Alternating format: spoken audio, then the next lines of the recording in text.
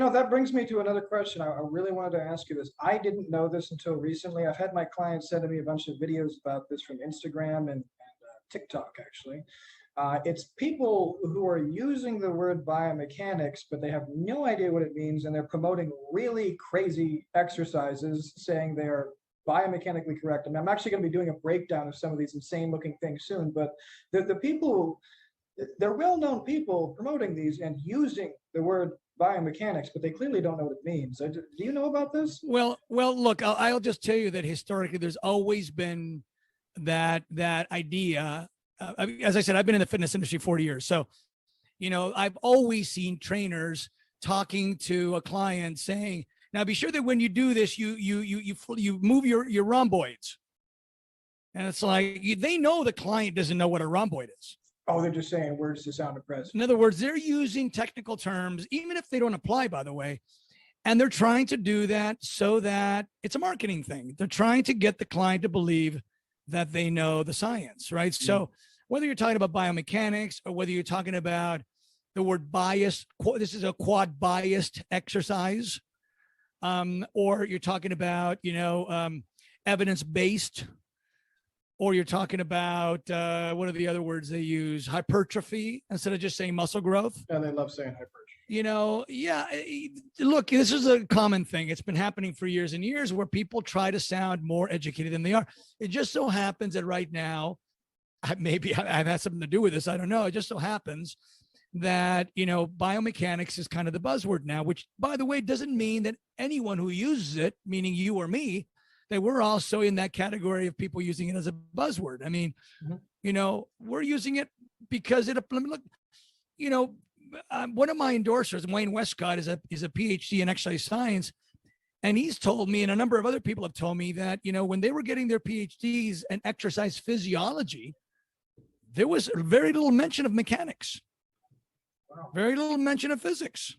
Wow. So when you get a guy who's an exercise science PhD, he often thinks he's expected to know what qualifies as a good exercise or a bad exercise. But, what you studied was, the muscle fibers themselves, right? The fuel that works in this scenario versus in that scenario, right? So this might require more protein. This might require more carbohydrate, blah, blah, blah. I spent 4 days with Wayne Westcott recently in Massachusetts. And, there's a huge overlap in exercise science, exercise physiology with nutrition, right? So biochemistry is part of exercise physiology, but mechanics, physics, not so much. I actually came upon you. I don't know if it worked out in a good way or a bad way, but I came upon you on Rick's Corner at the same time or just after I had been binge watching hundreds of hours of Richard Dawkins speak about evolution, actually. Oh, yeah. And yeah, so it actually worked out great, the combination of the two things, because it really helped me understand the human body. And I actually had several other books relative, not necessarily to biomechanics, but to evolution. And I was at the same time, it was very, very helpful. Yeah, I've got dozens of evolution books here, dozens. One of my endorsers is a paleoanthropologist. And, he said that, yeah, I mean, literally knowing our evolutionary history provides us with a blueprint for what is considered natural motion and what isn't considered natural motion. So it's foolish to ignore it. It's like these guys are basically forensic scientists. These guys look at a shoulder joint of a caveman and they can tell you what it was designed to do or not designed to do. Right. So, yeah, there is a huge overlap there in terms of our evolutionary development, our muscle function and our skeletal function and all that. So, but a lot of people don't want to use that. It's, by the way, I also sort of think that there's a blending of like beast mode mentality and exercise science. So if you're an exercise science guy, then you can't have or show an affinity for beast mode thinking. Why? Because they're sort of opposite. That's why, right? Because when you train smart, you maximize the load on a muscle with a lesser weight. That's not very beast mode-y. But you could, I would, I don't know if I want to disagree. Maybe you'll tell me I'm misunderstanding, but I absolutely go crazy when I go in the gym. But I do not quite failure training. I usually stop just one rep short of failure. Oh, that's different. But that's different. Maximum effort. Yeah. If you want to call beast mode maximum effort, I'm 100% in agreement with that. Because I'm talking about beast mode in the amount of weight you're lifting. Oh, I see. Well, I think in my head, it's because I mathematically understand that I'm actually lifting thousands of pounds. You know, it's not. I just wrote an article. I'm going to post it here soon. I wrote an article called Heavy Lifting Redefined. And basically what I say is that instead of thinking of heavy lifting as an amount of weight on a squat or an amount of weight on a deadlift, why don't we think of heavy lifting as an amount of effort?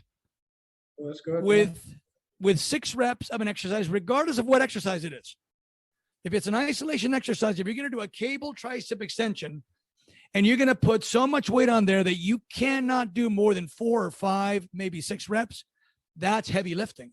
Well, absolutely. You have to have as hard focus. As you can. Yeah. Yeah, that's full focus. That's full brain power. You are only in that moment doing that with the best of your ability. You're not thinking about it. No, that's beast mode.